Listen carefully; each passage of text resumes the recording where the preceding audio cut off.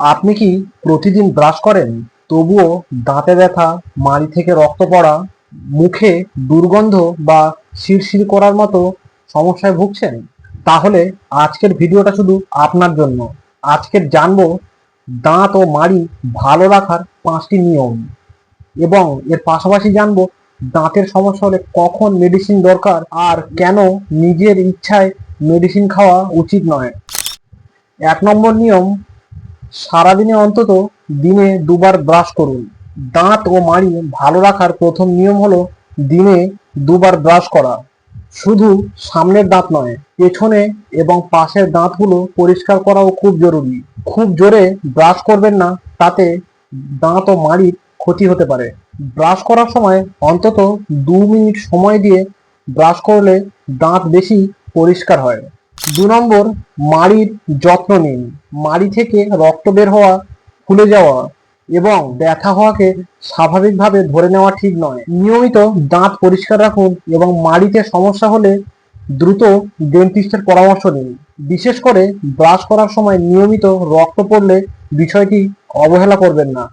3 নম্বর, মিষ্টি ও চিনিযুক্ত খাবার কমান। অতিরিক্ত মিষ্টি, চিনি জাতীয় জিনিস দাঁতের ক্ষয়, চকলেট এবং মিষ্টিযুক্ত পানীয় দাঁতের ক্ষয় করতে সাহায্য করে।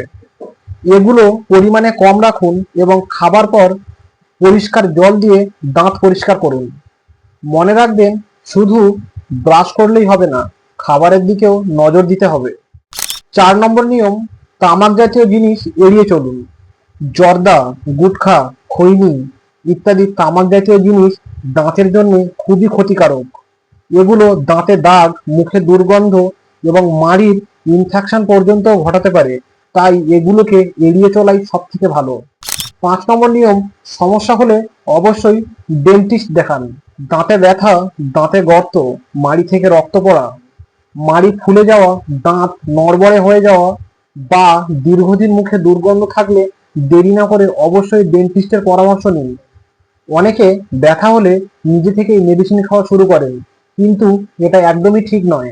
কারণ দাঁতে ব্যথার পেছনে অনেক কারণ লুকিয়ে থাকতে পারে, যেমন দাঁতে ক্ষয়, মাড়ির সমস্যা বা মাড়ির ইনফেকশন এবং ডেন্টাল জাতীয় কোনো জিনিসের সমস্যা থাকতে পারে। তাই শুধু ব্যথা না কমিয়ে সমস্যার কারণ খুঁজে চিকিৎসা করার চেষ্টা করুন। দাঁতের সমস্যায় কি কি মেডিসিন লাগতে পারে? দাঁতের সব সমস্যার জন্য একই ধরনের মেডিসিন লাগে না। কিছু কিছু ক্ষেত্রে ডেন্টাল ট্রিটমেন্টও প্রয়োজন হতে পারে। আবার কোনো কোনো সময় ডেন্টিস্ট মনে করলেন ব্যথা কমানোর ওষুধ বা চিকিৎসার পরামর্শ দিতে পারেন। আর যদি কোনো নির্দিষ্ট সংক্রমণ থাকে, তাহলে চিকিৎসক পরিস্থিতি বুঝে তবেই মেডিসিন প্রেসক্রাইব করেন। বিশেষ করে অন্য কারোর প্রেসক্রিপশন দেখে নিজের জন্য সেই মেডিসিন খাওয়া কখনোই উচিত নয়। এতে শরীরের প্রচুর পরিমাণে ক্ষতি হতে পারে। মেডিসিন নিয়ে কিছু সতর্কতা। আর একটা বিষয় মনে রাখবেন, মেডিসিন শুরু করলে অবশ্যই ডাক্তারের দেওয়া নির্দেশনা মেনে চলুন। নিজের ইচ্ছায় কোনো মেডিসিনের ডোজ বাড়াবেন না, কমাবেন না। কোনো ডোজ বাড়ানোর বা কমানোর হলে অবশ্যই চিকিৎসকের পরামর্শ নিন এবং নিজের ইচ্ছায় কোনো মেডিসিন শুরু করবেন না। মেডিসিন খাওয়ার পর কোনো রকম সমস্যা হলে চিকিৎসক বা ফার্মাসিস্টকে জানান। আর শিশুদের ক্ষেত্রে মেডিসিন দেওয়ার আগে অবশ্যই চিকিৎসকের পরামর্শ নেবেন। শেষ কথা, তাহলে আজকের ভিডিও থেকে মনে রাখুন, দিনে 2বার সঠিকভাবে ব্রাশ করা, মিষ্টি ও চিনি জাতীয় জিনিস এড়িয়ে চলা, তামাক জাতীয় জিনিস এড়িয়ে চলুন, দাঁত ও মাড়ির সমস্যা হলে দ্রুত ডেন্টিস্টের পরামর্শ নিন।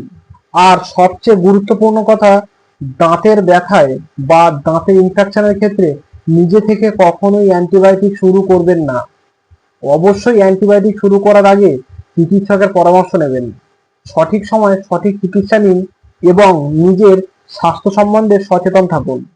ভিডিওটি উপকারী মনে হলে অবশ্যই শেয়ার করুন এবং এমনই সহজ বাংলা হেলথ টিপস পেতে আমার চ্যানেলটি ফলো করে রাখুন। ধন্যবাদ, সুস্থ থাকুন।